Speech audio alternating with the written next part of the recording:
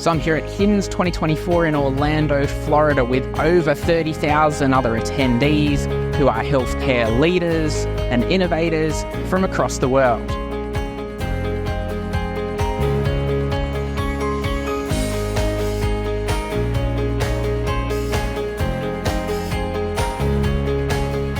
Here at the event, I'm chatting with speakers and attendees and exhibitors to get the lay of the land and the latest insights in the current and future trends of healthcare technology. And here in this special feature episode for HIMSS 24 of the Talking HealthTech Podcast, I'll be speaking with clinicians and innovators, executives and more on how they're tackling some of the biggest issues around patient access and health equity, cost containment, regulation, interoperability, and a lot more.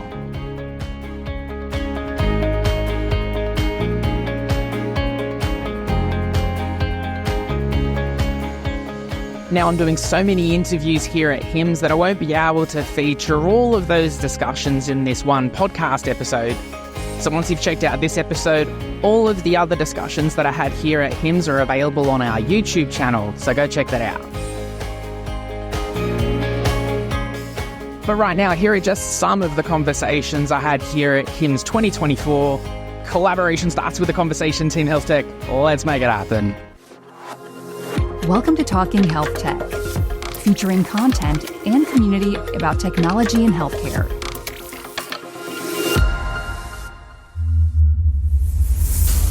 We acknowledge the traditional owners of lands these conversations were recorded and pay respect to elders past and present. I'm Snowdon.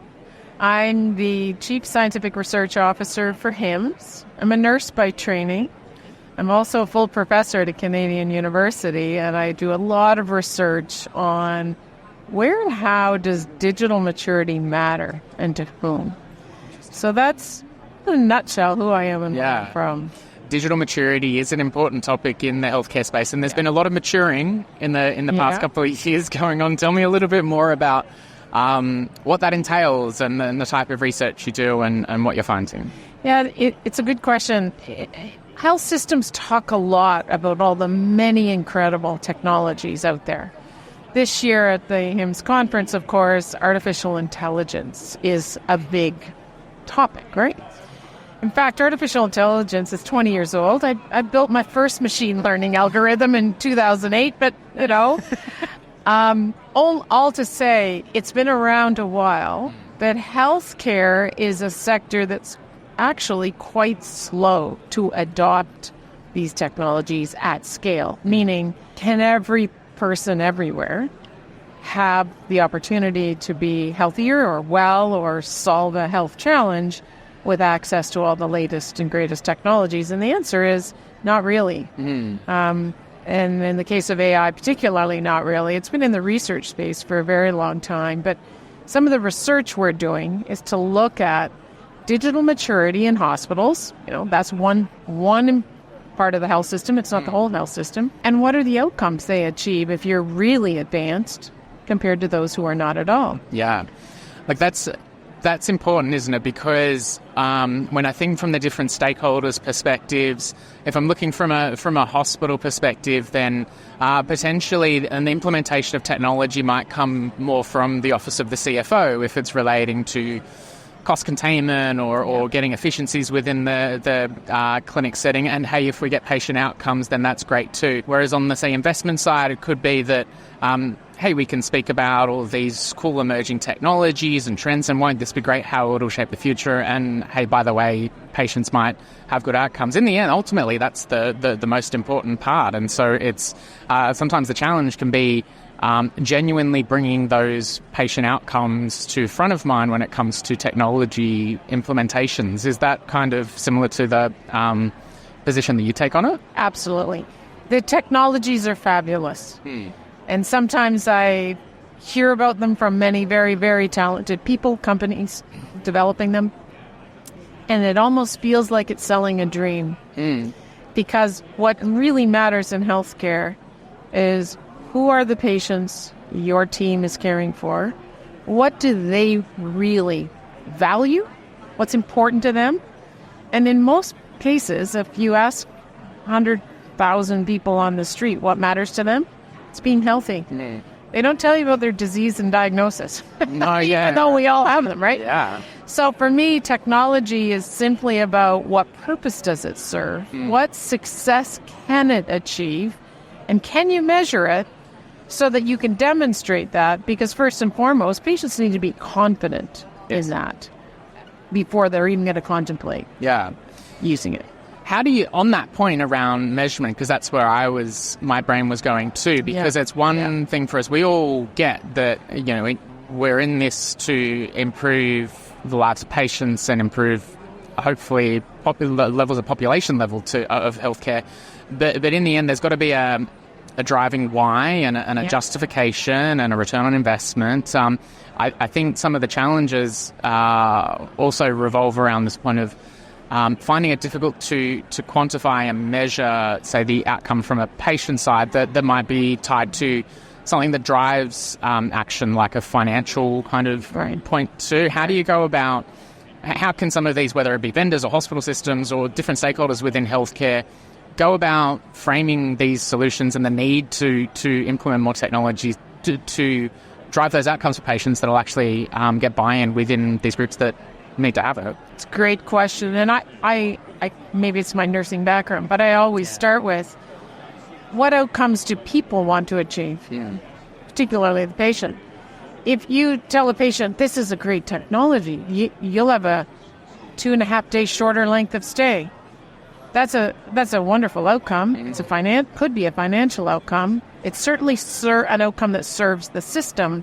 What does it do for me as a patient? And for me, that's what's fundamental. However, it's not just about what a patient outcome they're trying to achieve. It's clinician outcomes. If a particular technology gets integrated into a system and it makes me add 17 more clicks to the 30 I already have to get to that technology to answer those questions or document my patient's progress, chances of me using that, not so much. So I think we really have to ask the question, how does it serve the purpose of enabling people to stay healthy and well? And I get, and health systems really have focused more heavily on disease management, disease outcomes. Can we cure this disease? Can we treat that one better? And that's great. Yeah. But generally, people want to have the tools and the connectivity with their providers to stay healthy and well. Yes. Particularly as people are aging. And all of our populations are aging, some faster than others. Yeah. So keeping people healthy and well is not as great a focus as, from what I can see, in so many of these technologies, but could be.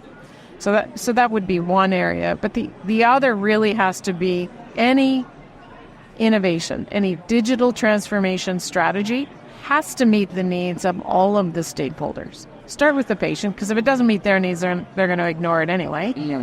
Then look at the workforce. Is it possible? Is it something the workforce will embrace because it makes their jobs easier, their work environments better? Great. Then keep going. How does it achieve operational outcomes, performance outcomes that every global health system has to report on to their payers, whoever pays them, right?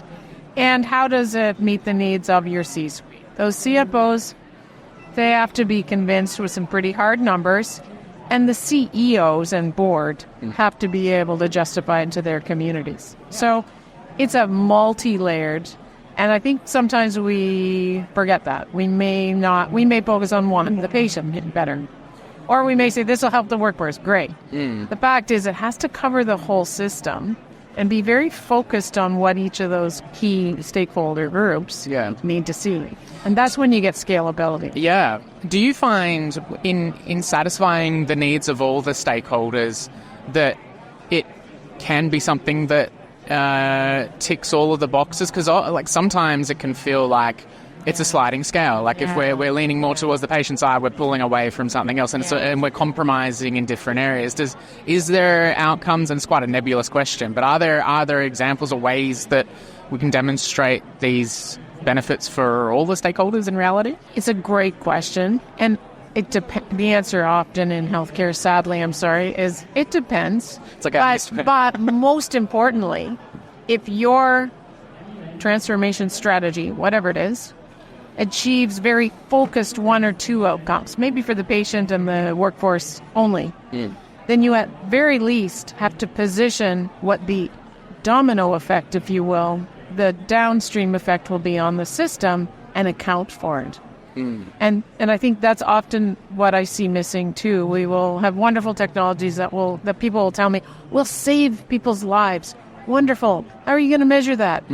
Yeah. And in order to do that, what are the other dependencies in this system that have to come together for that to be accessible? Yeah. So you can see it's a very system-focused strategy.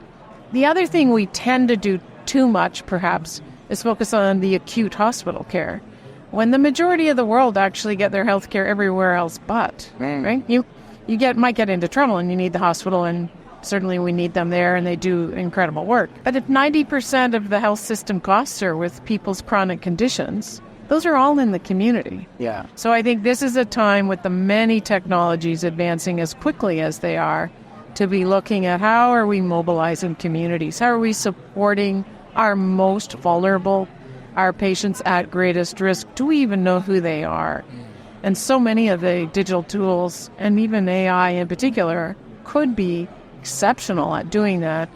But we tend to get excited about that hospital cool stuff. We do, and it is cool. But then, and I also think sometimes it might be related to the fact that when someone, when we need to provide the sick care of healthcare, where that's much easier, arguably, to measure in terms of the costs and the bed day saved and all of those things. If we're stopping people from getting sick in the first place, it's difficult to measure it if it didn't happen, if you know what I mean. So being able to quantify some of these tools that are out in the community and from a preventative side, and to do that, that's a tricky thing easy thing to say and a tricky thing to do. Except if you created those tools so that the people... if you created those tools in a way that they were oriented to people helping themselves be healthy and well. So if I have my choice of digital tools, I might say, okay, it has to be on a smartphone, or no, I'd rather it be a website, whatever. And it allows me to establish with my provider teams my health goals. And I'll track my progress, and it helps me report what I'm doing that either gets me to where I want to go or doesn't. Now you've got patient-reported outcomes, so you know from the very person you are most focused on helping, knowing whether we're in the right direction or maybe we should switch gears because it's not working. We know many products, drugs, technologies work for some and not others. We see that in COVID. Yes. And we've seen it for decades. But we haven't created those digital tools that help people help themselves and track their progress so they learn what's working just as much as that nurse, physician, or team know what's working. Yeah.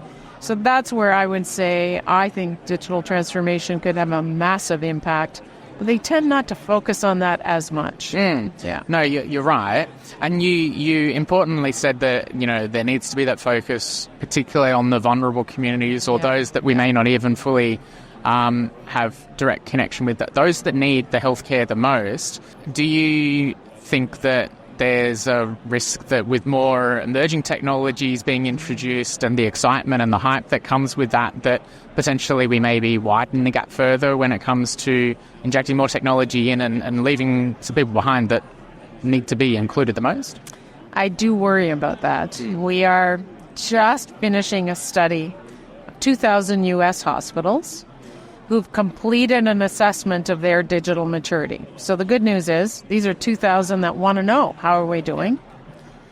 80% of them are at an MRAM level 0, which means they have an EHR, they have a pharmacy software, a lab, and an imaging, and a cardiac cath lab.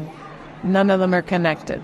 Our most marginalized population in the U.S. by zip code are far statistically more likely to be going to a hospital at level 0 than a hospital at level 6 or 7. All right. So in my mind, would pretty marginalize that person further if those clinicians looking after our most vulnerable have to run around and find what labs did they last have, when were they last here, How did that treatment work for them? What meds are they on? Yeah. That's a disconnected system that doesn't have the interoperability they need. But it is also a system where that patient hasn't got a chance of figuring out what's been going on if they did have a digital access point. Yes. Right? So I do really worry that the digitally less advanced or not at all advanced hospitals and other organizations may be further marginalizing our most vulnerable. Yeah. And that's something I think we have to address. Yeah. No, that is a concern. What do we do about that? like, What do we do about that? Yeah. Is there hope? Like, in terms of... There's a lot of hope. Yeah. The first step is recognizing where you could have the greatest impact. Yeah. If I'm the chief nursing officer of a level 0 hospital, I am going to push that board and that CEO really hard to get out of level 0, connect those fundamental operational systems so that as I walk into that patient's room as a nurse, all that data is there and I have a much better conversation and more data-driven decision opportunity to help that person based on where they last were. Because right now, without that level of interoperability, like none, I have to rely on that person to remember who said, what did they... I don't remember that. How do I expect them to? And I have to kind of knit it together and hope I get it right. That, for me, is creating a greater digital divide. Yeah. So there's a lot of... That's an easy fix.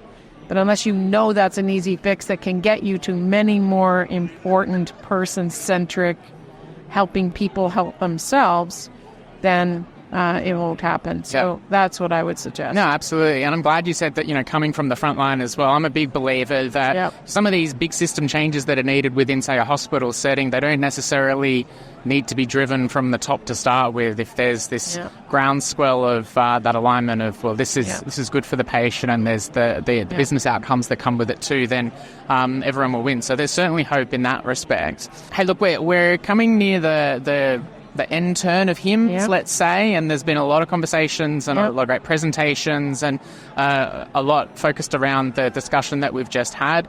What excites you about, leaving HIMSS 24 after this, and you've no doubt got a busy dance card in the rest of the year? Tell me what to expect and what you're looking forward to. There is so much opportunity, and it drives me every day to figure out those really tough problems, like we talked about, the marginalized populations being one of a big one, right?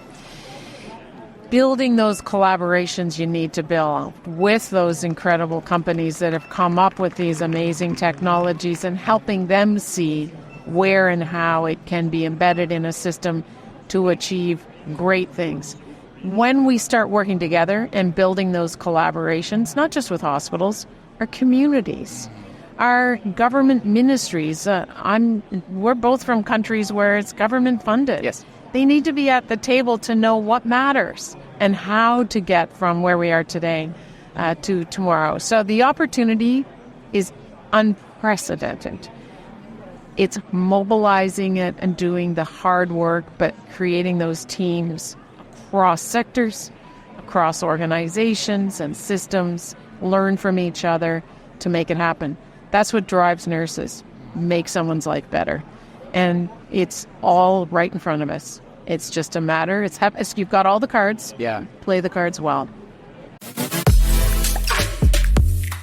I'm Don Woodlock. I run our healthcare business at InterSystems. Basically, InterSystems is a creative data technology company, so we're good at kind of managing healthcare data especially, but we have other verticals as well, but I run the healthcare vertical. And there's two product lines as part of that. So one is an EMR that we sell outside the states called TrackCare. And the other is a product line called HealthShare, which basically is something that pulls together data from multiple EMRs, kind of aggregates clinical data for maybe, a regional health authority or a state or a region or a state in the U.S., or provider, payer, anybody that wants to bring together the data on their patients or their members or their citizens to do research or help with point of care, decision making, that kind of thing. Got it. And, of course, InterSystems being no strangers to Talking HealthTech, particularly in the APAC region, which is great. So good understanding there. And that gives context, particularly for the US region. But we were chatting just before we started. There's a lot of exciting, interesting stuff happening with InterSystems. But tell me a little bit more about some of these projects coming up. I think you mentioned Project Best. Is that Project Best? Yeah, I'll talk about that one. Yeah. So, the FDA, once they approve a drug, after the drug is out there, they have to do post-market surveillance to see if there's any adverse events with the drug. And providers are obligated to report on any adverse events. And this is all a good thing. But it's also a very manual process. Because when you see an adverse event, you have to fill out a form and then send it to the FDA. And then the FDA has to call you up and get the chart and blah, blah, blah. So we've been working with one of our customers named eHealth Exchange. They're a national network. And they basically have hundreds of provider systems connected to them. And the FDA is part of this project. And when an adverse event happens, the FDA can ask eHealth Exchange for the patient's record, and then eHealth Exchange will fetch the patient record from all these provider systems. So InterSystems is the technology backbone for eHealth Exchange. And this is all done via this FHIR standard, if you're familiar with that, that standard. So that's pretty cool because it saves an enormous amount of time, and the people at the FDA can get a complete picture of that patient and make sure it really was an adverse event, because some of these are kind of false alarm type situations. And the other model that we're implementing is a push model. So at the provider site, it can look through events in the EMR and see whether there's any potential adverse events, and then push them through the system over to eHealth Exchange, over to the FDA. The FDA can look at it and then log it as an adverse event. So it improves the amount of reporting that we can do, the amount of surveillance, the quality of the data, lowers the workload of everybody involved. So it's good. It's a fun project. Well, I mean, it's a great use case and example of the ability to, once you're you can pull all the bits and pieces together and do it in a standardized, interoperable way, and make sense of data, and actually action things that you mentioned would be otherwise remarkably tedious or manual or just not able to do. So being able to do these things at scale is important. So all these issues, I guess, then come out, or the important factors around having secure data, having it accessible. So all of these elements that we talk about in this interoperability phase that's a great example of what you just said. Yeah. So you have data rights are clear in this. In this case, this is part of what we do as part of surveillance, data quality, accessibility. I mean, and it's also actually a great example of this new FHIR standard. Because the way interoperability works in a lot of ways today is HL7 kind of copying the data around. So you have a lab system, and then the EMR wants to know about the lab test results, so you make a copy over into the EMR. And, of course, the FDA doesn't want a copy of everybody's medical record, right? But they want it on demand. So if there's an adverse event, just let me pull it for that one patient related to this med. So FHIR is more of a, request, call and response kind of standard. We can say, I just want this data for this one patient.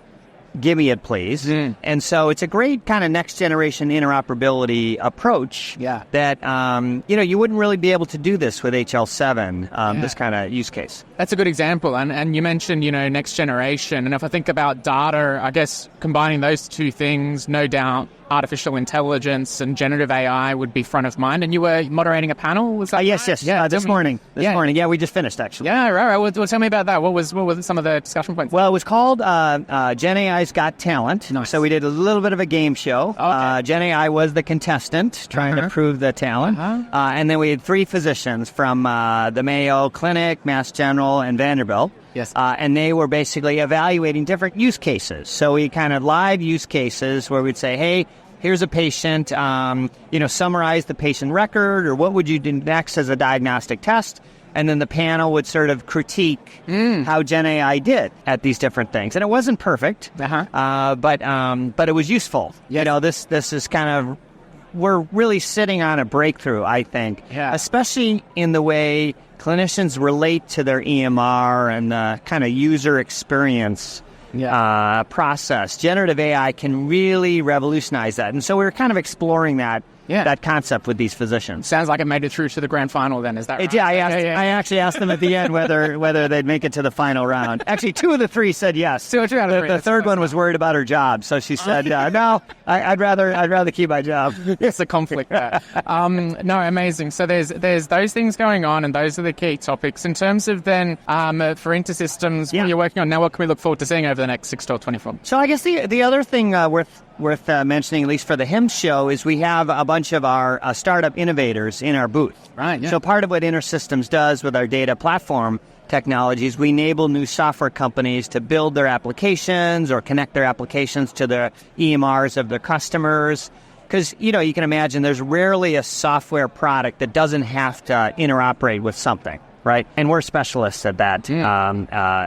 So we've kind of 9 different companies that are demoing in our booth that partner with us on our technology. I'll give you one because it's kind of cool. Actually, they're all cool. But this one, named Lura Health, they have a diagnostic implant that you put in your mouth, basically, for continuous monitoring. Cool. So this is like, it's almost like a continuous blood test, let's say. So it's monitoring your saliva for 1,000 different conditions that it can basically add value on. And it's just like a retainer that you can wear during the day and you can take out, that sort of thing. And it's a new kind of, diagnostic approach that's non-invasive, simple to do, can be done more continuously versus just I go into my doctor every couple months to do something. So it's kind of a neat approach. I love that. And I guess that makes so much sense about partnership with InterSystems and where you would add a lot of value there, because the last thing I would want to do as a startup is, I'd want to be focusing on all of those front-end elements and the technology and the specialization about what makes the product different, because I know so much time and effort can be burnt in all the getting the back-end systems right, and no one's got the scale at the startup side to be able to do things as, in the way that InterSystems does. So that kind of thing makes so much sense. Interoperability is complicated. Yeah. And these poor startups have to end up being experts at interoperability unless they can find somebody like us that they can kind of offload that challenge to. And then this company can work on, how do I get the most out of saliva reading? We have other companies that do pain monitoring by face, by facial expression, others that are doing diagnostics by breath. And so, there's a secret sauce to each of these companies, which usually is not interoperability with your EMR. Yeah. And so they can focus on their secret sauce and rely on people that love interoperability. I mean, there's not that many of us who love interoperability, so, might as well partner with us and we'll help you out in that sense. So that's usually our role with these startups. Lee Kim. I'm with the Healthcare Information Management Systems Society. We're based out of Arlington, Virginia, and I'm the Senior Principal of Cybersecurity and Privacy. That's the coolest job in town at the moment, I would say, in terms of cybersecurity and policy, because a lot of conversations around emerging technologies in healthcare and all of these exciting things you need to have in an industry like healthcare with a lot of sensitive data and important information. It's not too long from when you have a conversation about emerging cool technology in healthcare before someone mentions the importance of cybersecurity and the governance and everything around that information. So it must be an exciting, busy time for you. It's an exciting and busy time. There's more than enough work, but I like the challenge. Well, tell me a little bit more about what you're seeing, some of the key topics and themes are, stuff that's keeping you busy at the moment. Sure. Key topics and themes. We just pushed out the 2023 HIMSS Healthcare Cybersecurity Survey. And certainly AI is of interest to be let into our organization or not. But I could say companies like, name your favorite company that pushes out operating systems. They already have that embedded now in operating systems. And we see it in virtual assistants and everything else. So I would say, yes, absolutely. AI will be pretty much everywhere. The question is, are healthcare providers and other organizations ready for it? And tell me a little, you mentioned this 2023 cybersecurity report. Tell me a little bit more about what that covers. Absolutely. We asked some standard questions like cybersecurity budgets. Are you having enough money this year? And constantly... healthcare providers? Yes, it's to healthcare providers mainly. Yeah. And basically we're finding, yes, the budgets are increasing, but unfortunately in terms of workforce talent and people that are able to fill these jobs, there aren't too many people that are able and willing to fill these jobs in terms of their capabilities, actually people being able to find them. I wouldn't say necessarily that they aren't there, but somehow there's a disconnect between qualified talent and us being able to locate. Yeah, interesting. Is there, that's a challenge that I think that's being felt globally in all parts of healthcare, and it's interesting to hear that that's also in the area of cybersecurity and governance. I mean, is it something that we try and address right through in the earlier stage of education? But you mentioned that the people are out there, but it's just they're not being connected with the right roles. Like, how do we bridge that gap? Well, it just so happens I volunteer for an organization called the National Cybersecurity Training and Education Center. Okay. And it's essentially a project that is funded out of Whatcom Community College by a few NSF grants.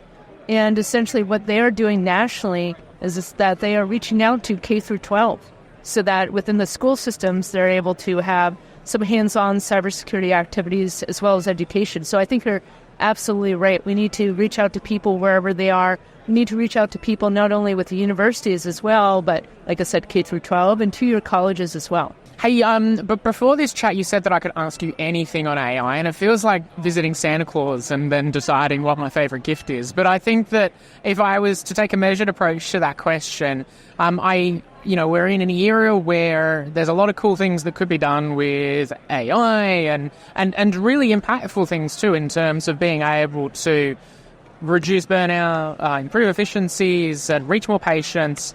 But in an industry like healthcare, there's a lot of resistance, and rightly so in terms of the data that we use.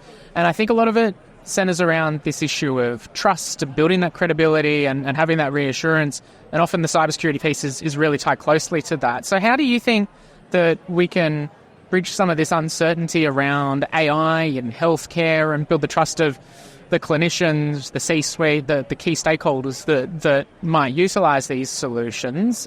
Is it a matter of the trust, or is it something else that we should address first? Well, absolutely. I think it's a matter of trust, but I think it's also a matter of education for these learning systems, right? Because they are machines. If we were to essentially interface with AI as if they were students and teaching them what's right, what's wrong, what the correct answer is, what a correct analysis is, instead of always assuming, oh, they're always correct. It's a machine, therefore it's infallible and it's perfect. I don't know about you, but I feel like in terms of healthcare, when things can turn on a dime, right, by the second, just accuracy of information, is there any kind of errors or mistakes or anything?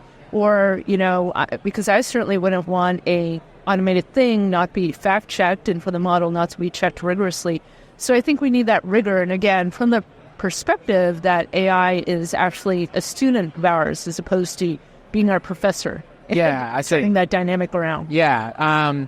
What's the phrase I use? We want it to be Iron Man, not the Terminator. That's to augment the humans as opposed to destroy all humans. So what's your take on then, particularly coming from a policy and cybersecurity side perspective, thinking about innovation, the need to often synonymous with moving fast and breaking things in the startup space, which is not, we don't want to break things in healthcare, but we want to continue to innovate, move quickly. Some might look at governance and policy and everything as the brakes to innovation and kind of working in the face of innovation. How do you see innovation and moving quickly working alongside something like governance and security and all the other important bits? So that is actually my favorite question because you are speaking to someone who's a U.S. registered patent attorney. Hello. So that aside, okay, let's break down what innovation really is, right? Yes. So innovation, as you know, is the state of the art and overcoming the limitations currently, the problems in the state of the art. So in order to advance, you always have to overcome these problems and everything. So if we are to advance any kind of organization, harness it and yet leverage it, because we all need to grow. Otherwise, we die. That's true of anything in life, right? Yeah. So notwithstanding that, you got to just keep on having an organized, risk-controlled way to constantly test assumptions, grow your technology capabilities, and yes, grow your knowledge with AI, but feed that through your risk committee. Say to your organization, okay, leaders across everything, HR, legal, business, I don't care, everyone. Does this make sense? Yes. Are we going to make this step? But you always have to move forward. So I would say, I don't think that they're at crossroads. I don't think they should be at loggerheads. If they are, I think your system's broken. But notwithstanding that, I think that, it all should be parallel tracks. In fact, I think it should be the same path, and that's essentially what you're saying and what I'm saying. Yeah. I get the vibe, at least in Australia, and actually it'd be interesting to know if this is the same in the US as well. What we're finding is that there's pockets of good where regulators or the government or those that are seen in previous lives for, say, a vendor community might think, oh, I need to work out ways around this regulation, or at least just tick the box and because it's being imposed upon me. More recently, I feel like particularly with faster moving emerging technology or in this landscape where it's continually evolving, there's a bit of collaboration and there's a bit of like, hey, we're learning this together. So like, what do you want to do? And let's work out how this works. So is there a bit more collaboration like in the US, particularly in a much larger health system, or is it still feel a bit like, well, let's chuck it over the fence and see what comes back? I think there's a bit of both. Okay. There's chaos and yet there's order. Yes. And as you know, where we have governance and order and good progress, there's order out of chaos. And I think we need to get there. And I think that you hit the nail on the head in terms of what's going to happen. We need more coordinated information sharing. We need essentially feedback to government, from government, as to what is working and what is not. Yeah. And unless our voices are clearly heard and we can grow in terms of solutions, let's look at, some might argue it's US-centric. I think that it's more global. But things like the NIST Cybersecurity Framework, there were comments from all over the world about that, right? And each individual voice mattered, whether they were government or private sector or otherwise. And I think that that's the kind of collaborative approach that really matters, because I volunteer for USDHS, the Analytic Exchange Program, not a government employee or contractor. But I'm here to say that there is certainly approaches and intelligence that government has, even at the unclassified level in the U.S., but there's also a lot of information that private sector has that government doesn't even know about because they aren't as big. They don't have as, the impacts are different. Government is oftentimes concerned about confidentiality. In terms of healthcare here, we have a single payer system with VA. But in terms of healthcare, at least in the U.S., we're private sector, right? So we have all these learnings. So we have to work together in a public-private kind of way. And I would frankly encourage it, you heard it here first, for us to work together. Even the U.S. and Australia, why not? I mean, there's awfully great, and I'm a fan. Australia has gotten it right in terms of cybersecurity and information sharing and being one of the best, actually, in terms of being ahead of cyber threats, as far as from what I've heard for years and years. So thank you. Yeah. Maybe the word didn't get out about some of these recent threats that came. But anyway, I digress. No, I hear you. Is that there is certainly elements of that. Always work to be done, though. And then thinking then about the future in terms of all the different work that you're doing. You mentioned the 2023 report. Can we look forward to something coming up in the future? Yes, we have these surveys once a year. Okay. Everyone is welcome to take them as long as they are in healthcare cyber. And that is something they do, even if it's part-time or virtual or your full-time gig. And we're continuing to look forward, and we're continuing to test assumptions. Because if there's one thing we have to worry about in terms of cyber attackers and our defenses, you can never assume that innovation or craftiness is going to be static. They'll be doing things where you aren't looking or where you assume, okay, this is safe and secure. Yeah. So maybe it's a signal in view of what happened, unfortunately, with Change Healthcare and otherwise. Just a signal to look at what you think is just simply true and rock solid. Is it? Is there a plan B? So I'm Dr. Eyal Zimlichman. I'm a physician, an internal medicine physician, and my role is Chief Innovation and Transformation Officer at Sheba Medical Center, Israel's largest hospital, ranked as one of the top 10 hospitals in the world. Yep. And I'm also the founder and director of the ARC Global Innovation Program. Amazing. It's great to see you here at HIMSS, and Sheba always seen as that, iconic Center for Innovation and Healthcare in Israel. Tell me about what brings you to HIMSS and what are you excited about? So, HIMSS is our usual platform. We come every time to HIMSS, but this year it's a little bit more special. We came in with an announcement of what we think is transformational technology using generative AI together with our partners, KPMG and Microsoft, to have a patient-facing application in the mental health space that's able to really move the needle on access and quality of care to large populations. Yeah. Actually, so generative AI, all the rage at the moment, and it's one that there's a lot of potential, but it's difficult to see like the real-world practical applications right now. Like where do you see this kind of innovative technology happening? Is this something that we're going to see in a couple of years' time, or is this something that's happening now? I think it's coming along very, very quickly. I say machine learning or proper AI as we've known it before Gen AI was sort of an evolution, right? It was slowly sort of seeping into healthcare, creating an impact. Gen AI is a revolution. This is something that will come in very, very quickly. And we've seen the capabilities. I mean, it's just been over a year since this announcement was made by Microsoft and OpenAI. And already we've seen huge advances, starting from GPT-3 all the way to GPT 4.5. The abilities have really, really increased. And that, of course, is very interesting to think about what's going to happen in the next couple of years, having this trajectory continue. Yeah. And tell me a bit about what this use of Gen AI will practically look like. How will people engage with it? What is the thing? So specifically what we're releasing, or the evidence we've released during the HIMSS conference, we're looking at and developing a tool that's a conversational app, patient-facing, where you have the Gen AI speak with any patient. That after a conversation of about 20 to 40 minutes on average, the Gen AI is able to make a diagnosis or recommend a diagnosis, is able to recommend a severity for that diagnosis, and also recommend treatment, both medication as well as psychotherapy. This could serve many, many purposes, right? I mean, this is just the capabilities we've shown in the clinical trial, showing more than 90% accuracy in the Gen AI compared to human psychiatrists. Where do we take this next in terms of applications? There's a wide array. And of course, initial applications will be more careful that we are not hurting anyone. That's primary on mind, of course. But then with time, we think this will actually have even more applications. And as we know mental health suffers with huge amount of issues with accessibility, this could be really game-changing in that regard.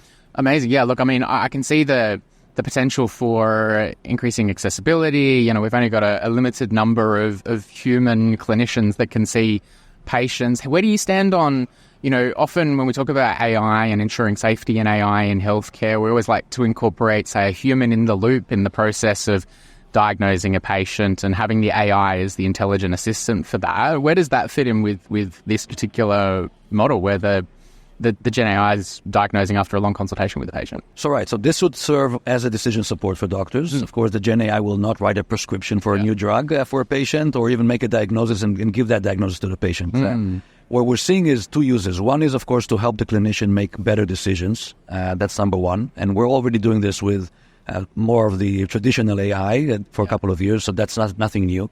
But the other thing is, with accessibility issues, if you are seeking mental health care and you want to set an appointment and you get an appointment set for the next month, that might be too late for many patients. So right now we're missing a lot in terms of providing the right access to care for patients who really need it. So imagine when you're looking to schedule an appointment, somebody is able to triage and say, listen, you have to see the psychiatrist tomorrow, please come 9 a.m. Versus you're fine with waiting a month. Here are some digital tools we can give you in the meantime so that you're not left hanging in terms of some capability to answer your problems. Well, and that's what we do in healthcare now, isn't it? The triage, perhaps with a nurse or with a technician or somebody to be able to streamline that process for the doctor to make the ultimate, kind of decision and continue to do care in a scalable way. If we can do that more effectively, technology, that makes a lot of sense. I know you need to run to go to the airport and have a thing, but lastly, can you tell me about what's coming at Sheba? What are you excited about, and maybe where can we see you next? So sure. So, basically ARC, our innovation platform, which is now active in almost 20 countries with 160 partners around the world, we're looking to transform healthcare. We're looking to answer to the many critical issues like the ones we just talked about with mental health and accessibility, but there are many, many others. So we're looking for those game-changing technologies, and AI definitely is a primary goal right now. It's a focus area for us, but not just that, also remote care. And we also talked here during HIMSS, as we talked more about mental health, about our hospital-at-home programs for mental health. huge issue because we know the stigma of patients who need to get hospitalized for mental health treatment. There's a huge issue with accessibility, for example, for eating disorders to get the high level of care. There's huge issues with accessibility to care for postpartum depression after pregnancy, where sometimes the child and the mother need to be separated because the mother goes into a psychiatric hospital if she's in a severe condition. How do we move all of this to the home, given the technology we have today, given our ability to do risk assessment and know who's the right patient for a home environment? We're able to move about 50% of the patients today that are hospitalized to the home environment. And of course, in mental health specifically, that's a game changer. So this was sort of a deeper dive into mental health, but the same thing is ongoing with ARC around the world in many other domains. Yeah. Good afternoon, good morning. Dr. Jigar Patel. I've been at Oracle, formerly Cerner, for 17 plus years. That's a long time. Sorry. I joke with people, I have the long view on things now. Yes. It's kind of funny. Yeah. But I've done from a clinical perspective, I'm a clinician at heart. I've done most aspects of the product lifecycle from a client perspective, from an Oracle Health perspective. That's everything from sales to implementation, consulting, ongoing client relationship, and most recently product management. So I've gotten around the block a little bit on all the different aspects of the business that we have. Yes. So I bring a broad view of the world as well, having helped clients implement software, having helped develop software now, having sold software. So a little bit of everything across the board. Background clinically is pathology. Transfusion medicine was my subspecialty. So I'm also a little odd in that space as well, because most of the folks that do jobs like I come from primary care or emergency department or hospitalist medicine. So also a little bit of an oddball that way. No, that brings a good perspective. I'm gonna hazard a guess and say that there's probably been a little bit of change in that 17 years of your time working with Cerner to Oracle Health now. Yes. And I guess the hot topics now, that we're all discussing at HIMSS, these have been front of mind in some of your discussions. Is that right? You've had a couple of sessions that you've been moderating. Yes. Tell me about some of the key kind of themes that you've seen come out of HIMSS. So yesterday I moderated a panel where we brought some folks together and talked about interoperability and the implications of AI on interoperability. And how do you think about AI helping and assisting in that way? And it's really, I think the conversation boils down to it's a front end thing as well as a back end thing, in that AI will help inform better exchange. The data will be more relevant when you exchange it, easier to consume. But then also, once you get the data, how do you consume it in a different way to surface it to clinicians? So a lot of the interoperability space over my career has been about standards. And those standards build you into, or box you into standard formats and those sorts of things. And one thing we've seen here in the United States is a general distaste or dislike for the format because it doesn't tell a story. So from a clinical perspective, you've got great data, but it doesn't tell a story. So on the consumption side of that data, how do I potentially take that and turn it into a story so a human clinician can relate to it and understand the patient better as well? So it's an interesting way of thinking interoperability, because interoperability is fundamentally an exchange of data. But then how do I format and send out and then consume that data can be radically transformed with AI? Yeah. And if I think about it too, if we're spending all this time and effort, resources and brain power on, let's make all the data really interoperable, like if the end goal was just to make it much faster to bill for healthcare, that's we're missing a lot of the point. We hope that a lot of the reason that we're doing this is for a lot of other reasons. That's correct. And I think that the one connection I think people don't make sometimes between the data and the patient and finances is the story helps you accurately assess what is the work I'm doing as a clinician worth. So the creation of this is a more complicated condition than this is what we learn in medical school, but AI and other technologies can help you condense that in a way to say, oh, this is that nugget that can justify better compensation, especially here in the United States where we do fee-for-service. The diagnosis is everything, and how well you code it ends up with the financial implication. Yeah. Governments have done similar sorts of things. and they've used various proxies. In the United States, we use a note as a concept for how in-depth or how sick or how much time did you need to spend with this patient. It's based on what you've written in a note. Yeah. But over time, it could be just the data doing it for you. Interesting. And so, you kind of touched a little bit on the, you'd hope that the data then would help clinicians to understand the story a little bit more for a patient, which could then result in hopefully better patient outcomes. Right. But there's impact internally for the clinicians as well, on because we also talk about workforce burnout and efficiencies within the system. So there's got to be positive implications there too. Yeah, absolutely. And, we have done, as a person that's worked with electronic health records my entire career, we've done as much as we can with the technologies we had to surface data, but it has become overwhelming. And part of the burnout that you can blame from an EHR perspective is, how do I find all the right information? The chart review time is substantive in having to hunt and pack and find that information. While it's more accessible than ever before, it is also extra work to go do, and it causes that burden. Not just from a time perspective, but from a cognition perspective.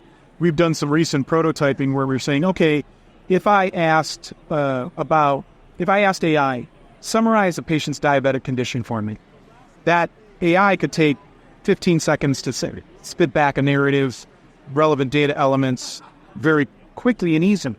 If I had to do that in a traditional electronic health record, it could take 18, 20, 25 clicks. It could take 90 seconds, 2 minutes to put that whole story together.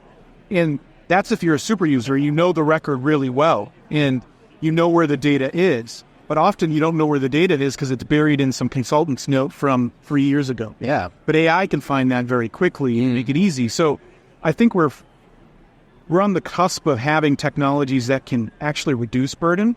We always thought we were reducing burden by giving more information. Yeah. That's actually inaccurate. And I think we're coming to that realization that's inaccurate. And so now we have technologies that might actually make that better. Yeah, you've alluded a couple of times to, these technologies becoming available, and I guess I'm going to guess that it's a bit of a convergence of, some exciting change for Cerner now Oracle Health, but also just in the macro environment of technologies being available. How do you see that convergence then, and the opportunity to utilize some of these emerging technologies to really kind of lift the game and meet some of those objectives we've been talking about? Yeah, there is going to be some fundamental redesign of the things we've done in the past. The legacy ideas of how we present data, the legacy ideas of how do we structure data. We've gotten to enough compute power where do we really need to structure data at all? Because I can extract from unstructured in real time almost without a problem. So it begs the question that we've tried to structure and create relational databases over my career, and we could ask the question, do we need to at all anymore? I can actually get it from all these various sources and use technology to tell a story. Yeah. So we do have to rethink a fair amount, and that's going to be uneasy for technologists that have been working in this space for a really long time. Clinicians are actually probably going to be really happy about it because they're less focused on the technology. They're more focused on the story, the care, the how do I help this person feel better, et cetera. Yeah. How do you think about then this important and exciting need to think strategically and redesign and everything? But there's also a lot of hospitals that are using it on a day-to-day now, and there's things that got to happen yesterday. Yeah. They're two quite very different vehicles to drive. Yeah, they are different vehicles. And so you've asked a very good question in that, how do I ease the burden of clinicians' movement from current state to a future state? One of the strategies we're taking is fundamentally don't change the data model, change the user experience. So if I don't monkey with potentially a less than optimal data model, if I don't mess with it but understand it and redesign the user experience, I can actually move faster potentially on how do clinicians get relief from the burden of the cognition that goes with it, but also the time. Yeah.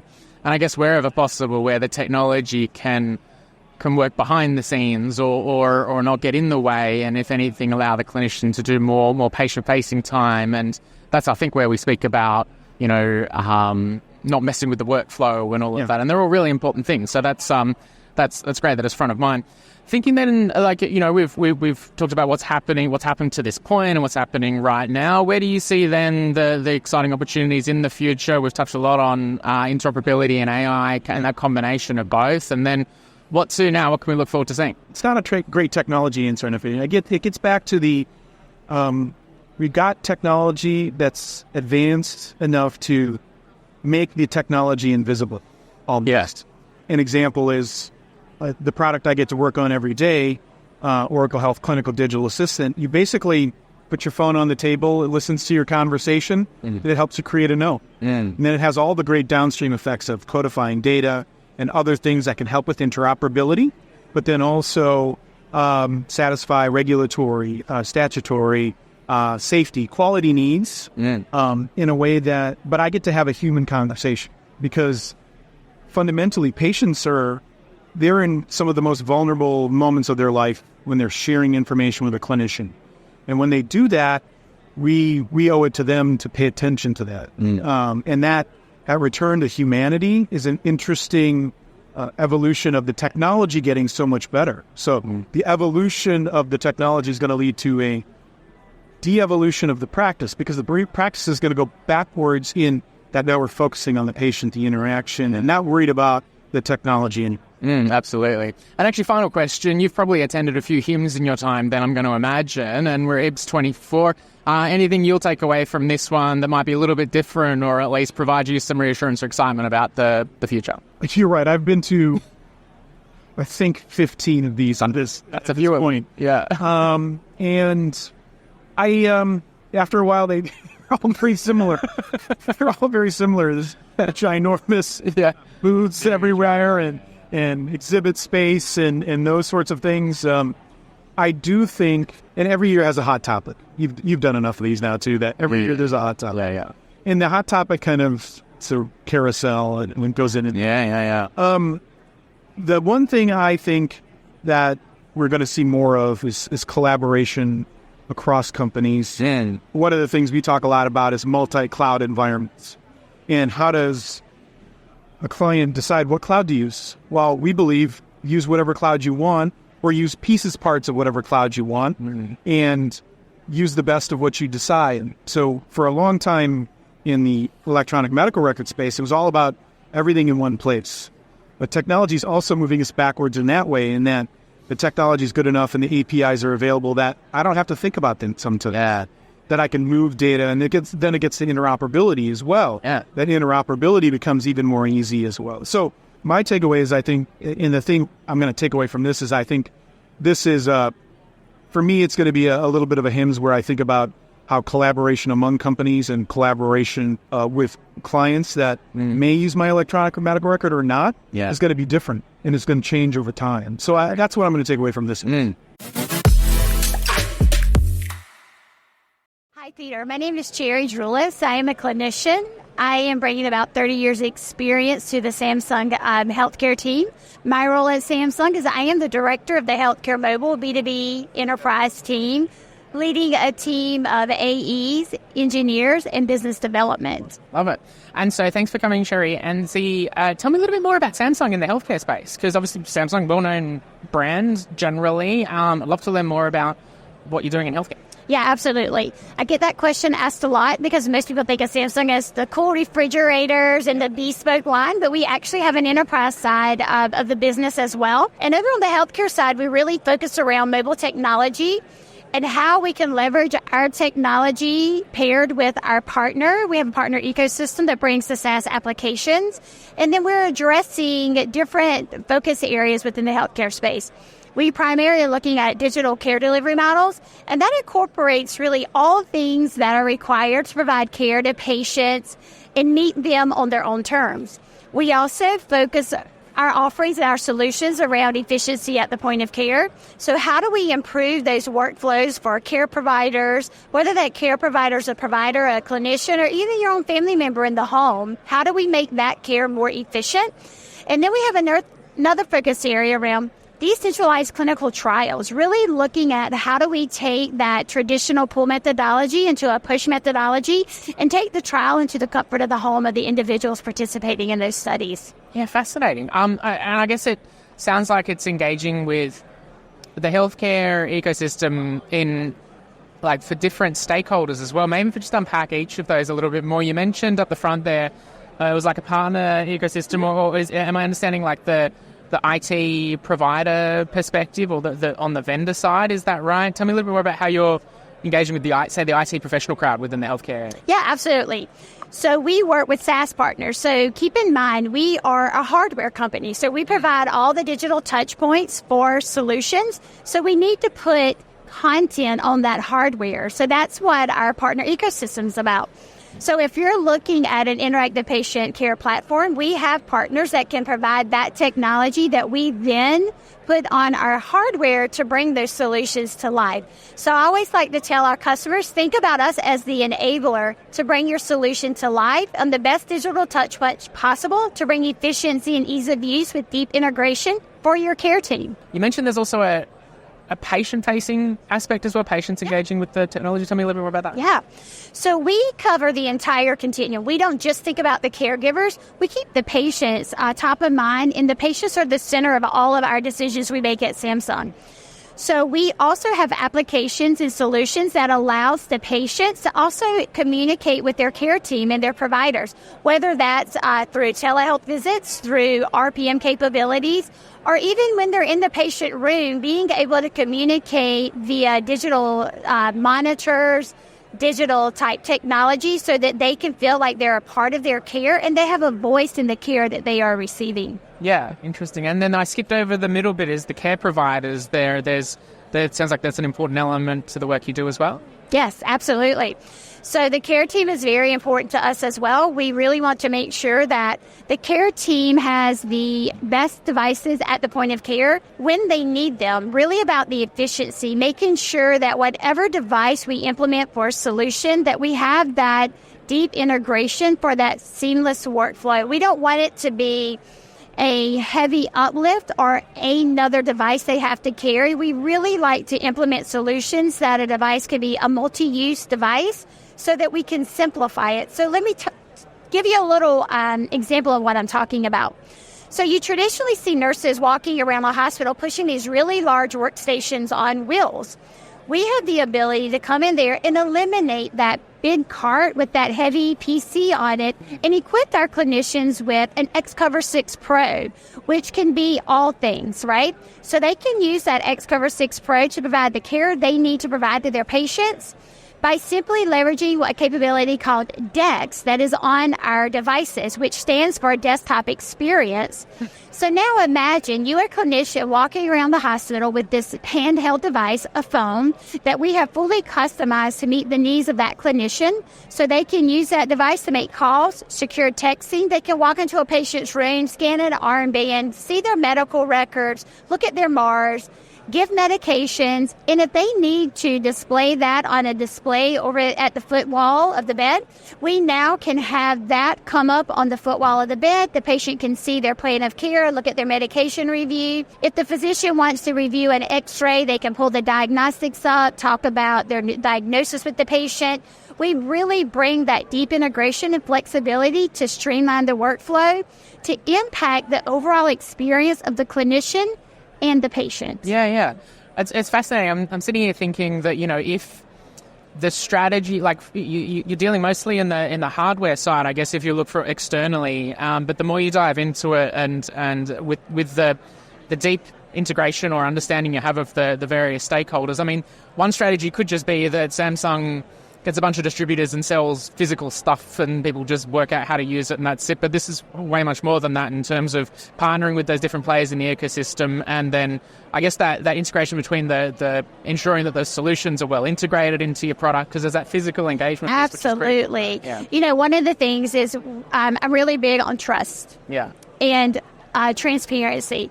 So when we work with our customers, we're there from the beginning throughout the entire partnership. We don't just sell hardware and walk away. We're there to make sure that they're getting the fullest potential value of that investment and that it is being implemented and used as intended with that use case. And I guess once you've got that trust and you've got that relationship, it allows you to do some cooler things too. I guess there's, we were speaking before we started around some, space around utilizing artificial intelligence or other kind of emerging things. Tell me about like what's on the horizon and stuff you work. Yes, I get really super excited. So we call that the art of the possible. And I'm always challenging myself and my team and our clients to think about the art of the possible. Don't think about what we know. Think about what we don't know and how we can push the boundaries. And if you're thinking about a workflow and it just doesn't seem right or you think it can be done different, let's talk about it, right? Let's figure out how we can take our technology with the right SaaS applications and figure out what the future of healthcare looks like together. I always say we need to collaborate, innovate, and partner because together, as that cohesive partnership, we'll do greater things in healthcare than just as a single thought track with just one point of view. Speaking my language there, but then, you alluded to the question about the future of healthcare. From your side, where do you see some of the future opportunities in the healthcare space? Yeah, I think we're just really scratching the surface of what the future could bring. So I think AI has a place in healthcare. We are still trying to figure out how to leverage AI in healthcare and what AI can actually do, not only for the care team, but the patients to enable them to be more owners and steward of their own health. Yeah. When I think about the future of healthcare, we at Samsung, and a lot of people do not realize this, is we have a medical center that's in South Korea. We built our health facility. It is state-of-the-art 5G. And we host our customers there. We invite our customers come to look at our healthcare facility. We have leveraged all of our digital technology. It's a 5G connected hospital. And from the moment you walk in the door, it just eludes patient experience and you feel like that concierge. We like to take that, replicate that in our other customers.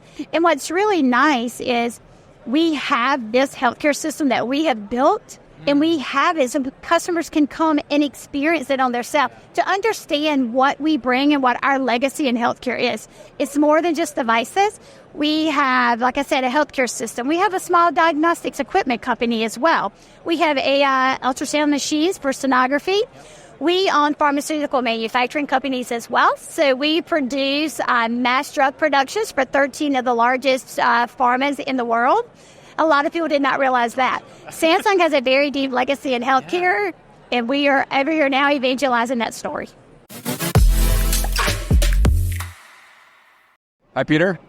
I'm Kaveh Safavi. I'm Senior Managing Director at Accenture in our healthcare group, and I work across all of the geographies that Accenture serves, and I serve all of the client types, so funders, delivery systems, technology companies, and I spend my time helping them think about how they're going to be able to use the promise of technology and human ingenuity to solve some of the problems that are most intractable in healthcare. Yeah, excellent. No, look, I mean, well-known name within the healthcare space globally, Accenture, so it's a great opportunity to learn a little bit more from you now about where some of those priorities are and what you've been up to and what that means. So I guess here at HIMSS in the US, you mentioned there's a bit of a global view that you have, but a lot happening here in the US. Tell me about some of the key themes and topics that you've seen that resonate with you at the moment. Well, when you talk to people in healthcare in any country, you see some combination of three concerns: access, affordability, effectiveness, or quality of care.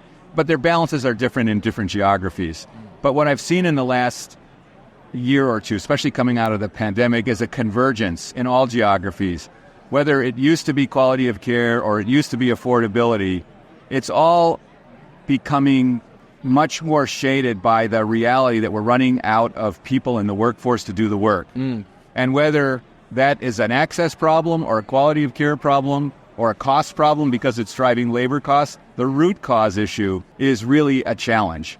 And it is driven by the fact that the number of people who are aging, so let's say over 65 on a global basis, will be 50% larger in the next decade. Wow. But that population consumes healthcare resources 3 to 5 times more than people under that age.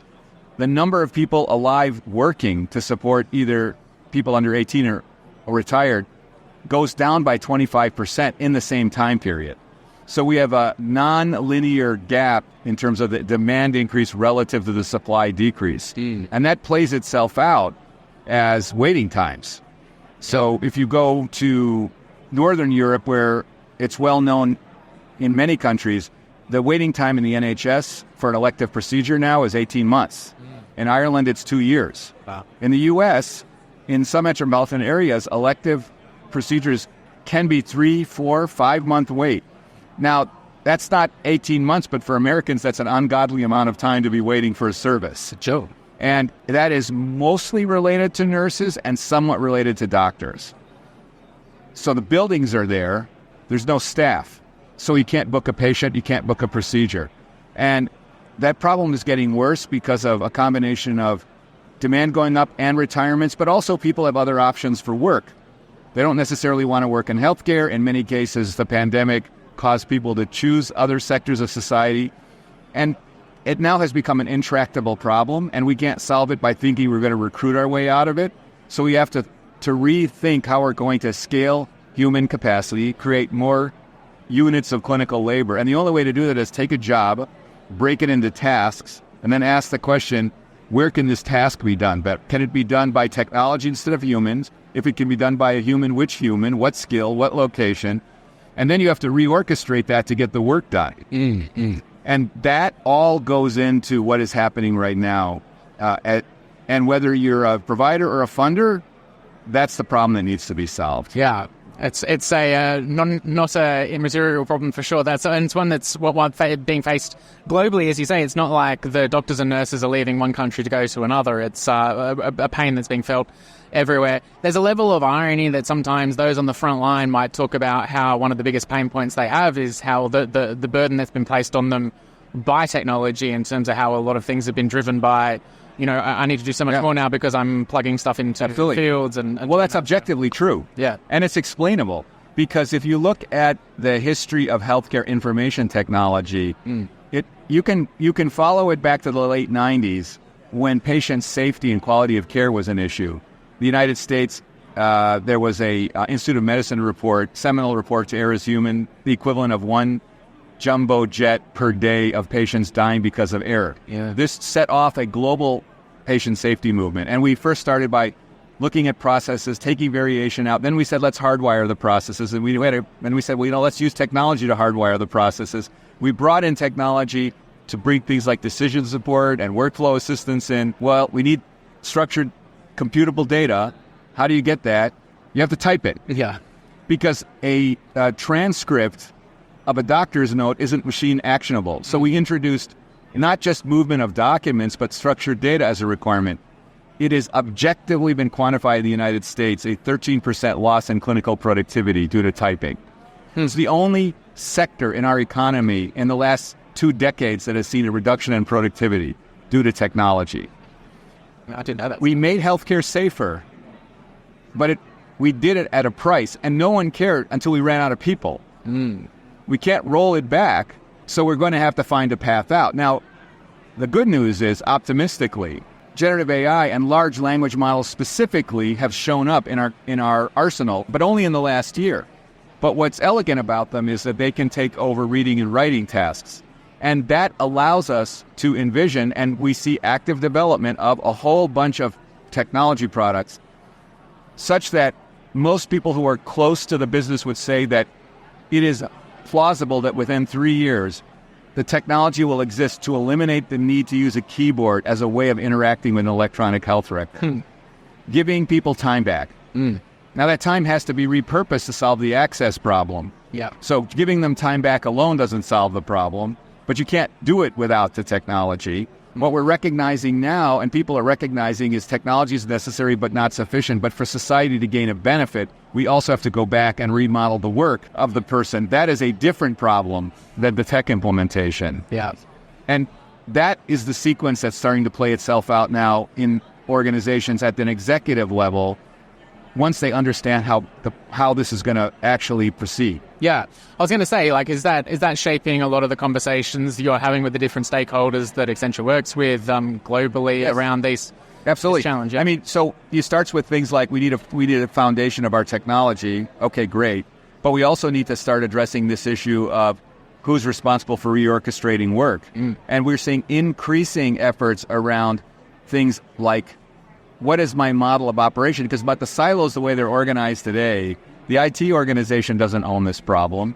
Human resources doesn't own this problem. In theory, the operators do, but they really weren't selected or trained to do they're trained to run their function. They're not trained to change the work of the people. So that's a big question. And the people who are going to do that need access to both the technology and the human resources. So that's a whole big area. And then we're also seeing a much more fundamental question that goes to this issue around how is this going to get paid for? Because you need an investment before a return. And we have been, in general, running our healthcare systems pretty hot on purpose. And so finding the resources to make the investment, finding the slack in the system, whether it's money or people, to create the change is its own challenge. And I think about some of the things I've seen from Accenture in the past often do a great job of synthesizing some of these complicated issues into insights or reports or information to go back to the ecosystem and the industry. In this area where we're moving so quickly in terms of generative AI, are there some insights or some things that people can point to and kind of get some objective data and try and make some decisions that can be through some of the work that you've done? Well, so like, for example, we started by just looking at asking the question, what is the potential impact of large language models on work? Yeah. We know empirically now that about 40% of all tasks done by all people in all jobs is amenable to language models, materially affecting them. About 2/3 of those things are automated, and about 1/3 of them are augmented. The difference being, in the automation world, the person stops doing the task, they get the time back. In the augment, they do the job, they do it better. That may create a better experience or more productivity, but it's still human time. In healthcare, it's a smaller number, but we know, for example, for healthcare workers, around 20% of tasks are amenable to automation. Another 10% are amenable to augmentation with the capabilities that large language models have. Okay, the second thing we know is that, and we're starting to see this, is that it affects different workforces differently. If you were to look, for example, at nurses where we see a problem, and I took 10 nurses in a hospital today doing traditional medical surgical ward work, the target workforce is not 10 people doing the same job on average. The target is actually 6 people plus 4 bots, but the bots are taking 40% of the tasks, not 40% of the jobs. Right. The human part is reorganized into 4 people who are doing the same thing all the time and 2 people who are doing highly specialized things that come and go. So we now have an adaptive and fixed workforce and technology. When we coordinate them together, we get the work done. The key, however, is that no jobs are actually eliminated. That's one of the real challenges, because we're taking only a few percentage of someone's task, but we're reallocating the human side. So consider it this way. I give you 20% of your time back, and now I have an 80% productive person. I have to take all the 80s, accumulate them and redistribute them as new 100% jobs. Yeah, I get that. So I still have a job, but it's a slightly different job with a different concentration of tasks. Yeah. That's how this plays itself out as an example. That's a nice structured way to think about it. That's and it does provide that reassurance, I think, at least from my side, is that it's, the narrative around AI coming to take everyone's job. I think when you and there is that fear on the side from the clinician, even at the hospital exec side, and on like the uncertainty in that piece. I think with more education, understanding, and the kind of in-depth analysis of like what the impact will be, I don't think there's any other option other than to explore these tools for the reasons that you explained already. So I feel like that education and awareness piece is going to be critical over the coming months. So it's not years, it's months. It actually goes to another area, which is what we often describe as technical or technology literacy. Yeah.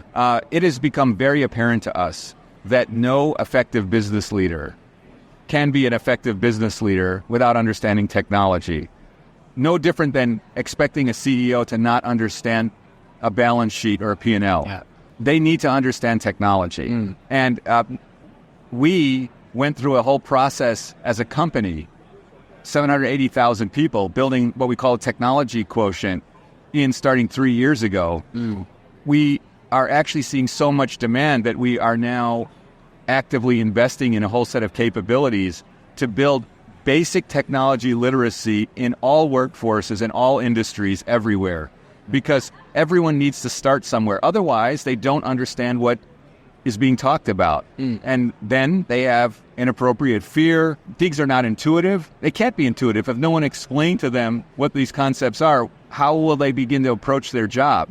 So there's a lot of specialized learning that has to occur, but there's a foundational level that all workers are going to need to have. And we're beginning to see organizations ask us for just that answer, which is help me build basic understanding and literacy in my workforce in anticipation of the fact that their jobs are going to change. Yeah, there's no way around it for sure. That's super important. Hey, last, I feel like we could chat for a lot longer, but lastly, as we're kind of in the middle of HIMSS at the moment, and a lot of conversations around these topics that we've touched on, but a lot else too. And from your experience, what are you taking away from this particular session, or what can we look forward to seeing from Accenture over the coming months, and where your priorities are? You've kind of touched on the priorities already, but to really, what can we look forward to seeing? Well, I think a few things are happening. For us in particular, we're going to continue to go from these abstract notions to how do you actually begin to change jobs. And one of the big questions, of course, is can you change the job of a single person, or do you have to change the tasks of multiple people in order to get the work done?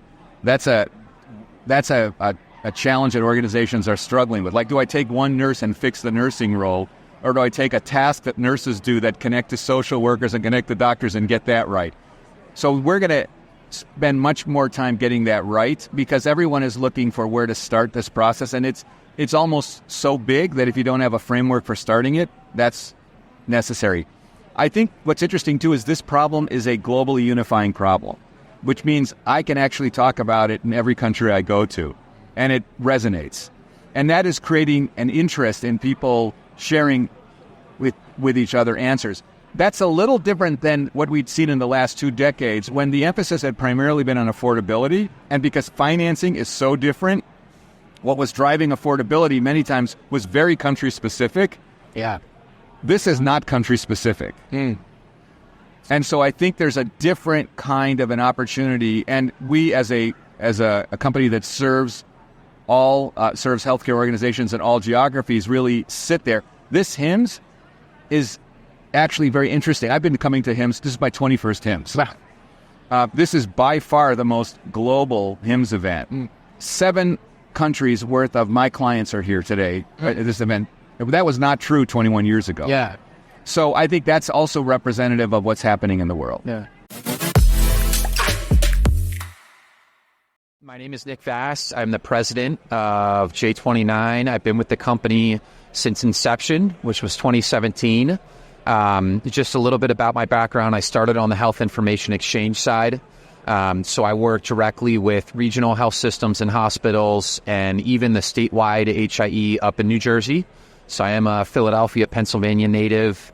And today for J29, I support a lot of our growth strategy, a lot of our delivery and operations for about 150 to 160 employees. Yeah. I'd love to learn more about that in a moment. But and what about yourself? Absolutely. My name is Tracy Mills, and I'm the CEO and founder of J29. I started J29 about 7 years ago after a nearly 20-year career over at the Department of Defense.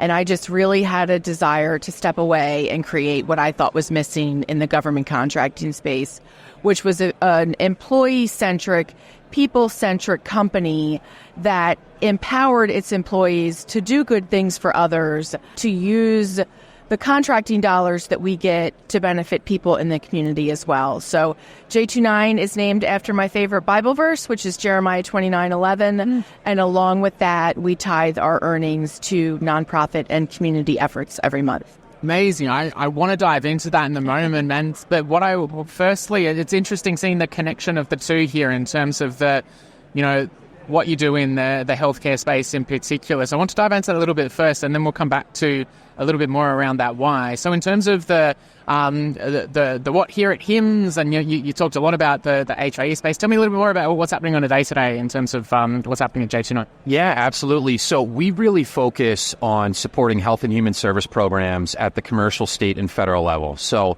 our area of expertise is, I would say, a combination of clinical, policy, and data analytics focused, where we're really drilling down on patient claims, patient data, appeals, disputes, audits, again, at the patient level, provider level, and even the insurance plan level. So, for us, even taking a little step back as a healthcare management consulting company, where the consulting piece comes in is we'll partner, again, with commercial, state, federal agencies to come in as that independent party, that consulting party, that third party. And what that really means for us as we're giving policy, clinical, data analysis perspective, we're independent in the fact that we don't have financial ties with a larger insurance plan. We don't do work with health systems. So we stay as independent as we can and really provide that policy interpretation. Maybe it's provider analytics or provider integrity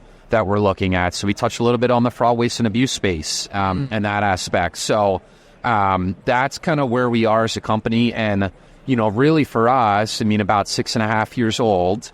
So as we've continued to grow, we've been very fortunate that we know what we do well, and we know what we don't do, well, and we're very transparent about that with our clients that we'll, partner with. So this week at HIMSS, you see companies of all different shapes and sizes and everything under the healthcare landscape. So it's very appealing for us to understand what companies are doing well now, what they've been doing, and where they want to go with the use of some of the innovative technology that we see in the room here. So, very rewarding week for us. Absolutely. And it's in terms of then the institutions, organizations, or groups that would then partner with you, it sounds like then the real benefit then is around the interpretation and the domain expertise. Is that right? Is that why? Because of the complexity around the area that you're operating in? Exactly.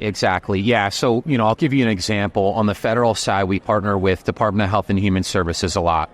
Oftentimes, you'll see HHS look for companies, consulting companies like our own, who have the expertise but aren't necessarily representing HHS. We can come in with that clear mind, that independent, that third-party mind, and help them interpret policies for appeals decisions, arbitration decisions. We'll do data analytics, just as an example, for maybe we're doing a drill-down audit on providers, where there are abnormal billing patterns that we might see examples of fraud, waste, and abuse. We'll work with CMS to say, hey, Dr. Nick, as an example, has had abnormal billing patterns on this, service area, on this medical code. Maybe you should do an audit. Maybe there's something that needs to go to Office of Inspector General to kind of find those outliers. So, yes, domain expertise, the policy expertise, but also the clinical understanding in-house. So we really put that full circle where, we do have the technical expertise, but we also understand the domain side, which is very, very needed, especially when you're dealing with large-scale programs on the federal side. Yeah, absolutely. Now, I'd love to dive more into this, a bit more about the why with the organization and what's brought you to do this thing. And I think you mentioned something along the lines of it being a people-centric organization. And that's something that a lot of organizations say because it's easy to say, and that makes a lot of sense. We should be people-centric, but saying things is a lot easier than doing things. It sounds like you're really walking the walk. Tell me a little bit more like how you do that and why this. Like I said, we tie their earnings to different nonprofits every month. And a lot of times we'll talk to our employees. We'll find out what's near and dear to their heart. We'll find out what they're walking through personally in their lives. Because when you make those efforts relative to them, you inspire them. At J29, we talk about passion, purpose, and perseverance. When like for instance, we have an employee whose daughter has diabetes. So supporting their local diabetes foundations is very important to her. We have her come on our company calls and tell those stories, and then other people can see, because at the end of the day, everybody's getting up every day for a job, and you want that job to be purposeful and you want to like it. And when you create that environment and your culture for your employees, they're going to love their job. And when they love their job, they're going to take care of your customer. And when they take care of your customer, you have successful programs. And to me, again, so many companies say, that they're people-centric, that they're employee-centric, but what are they really doing? Here at HIMSS right now, if you walk around and spend any time, you'll see these huge, elaborate booths that cost so much money from these companies. But, this year, as I mentioned, we're the HIMSS Gives Back sponsor, and we're a small company. This is how we choose to spend our marketing dollars, yet that effort goes towards a local nonprofit. And I think for J29, it's sort of also a call to action for these larger companies. You have a great booth, but we're all here today at HIMSS. It's about creating tomorrow's health. Well, let's start today. Let's take a little bit of that money that you'd be spending at your happy hours and your parties and in your booth and give to the local community and let these people know that we do care about tomorrow's health and that it's starting today. Yeah, I'd love to learn more about I absolutely resonate with your message, by the way. I think that's amazing. The HIMSS Gives Back program, because that's something I only learned about in coming to HIMSS, and it's an amazing program. Tell me a little bit more about how that works. So HIMSS Gives Back, like I said, every year when they have their conference, they pick a nonprofit that's local to that area. So for this year, it's Up Orlando. But Gives Back also provides scholarships to people in other countries that need scholarships. They provide certifications for healthcare professionals in other countries who otherwise wouldn't be able to do that. I mean, the HIMSS Foundation is very far-reaching, and I don't think that a lot of people know about it. But again, I think that if your foundation is good in any company and you're looking at what you can do to solve issues for the greater good, to have that impact, to inspire your people, then you can, look at what's around you and how you can immediately contribute to it. Yeah. I mean, there's certainly something in that message there of, when thinking about the next marketing budget for next year for some of these industry partners, it would make have the booth, but there's also an opportunity to then contribute back to the community that we're making we're having a strong presence in. So there's a way to really have that direct impact that we're all in healthcare to do anyway, one would think. So yeah, that's a really strong message, and that's would be inspiring for others as well. Something that happens a lot at HIMSS as well is we talk about the emerging technologies and new exciting themes and topics, and based on what you were talking about there in terms of the support you provide to organizations, some of these would be front of mind for you, I imagine, too, in terms of those hot topics and themes. What's kind of caught your attention during HIMSS? Yes, absolutely. So, you spend 5 minutes in the exhibit hall, and it's very clear, where technologies are going from an advanced technology perspective and artificial intelligence perspective. So there is certainly that elephant in the room. And I think for us as a company, AI is a hot topic, but how is AI applied to that business use case, right? Everyone has a different business model. And for us, it's really getting an understanding at what is our data telling us, what is our labor-intensive process flows right now that we could start to even have that as a topic of discussion.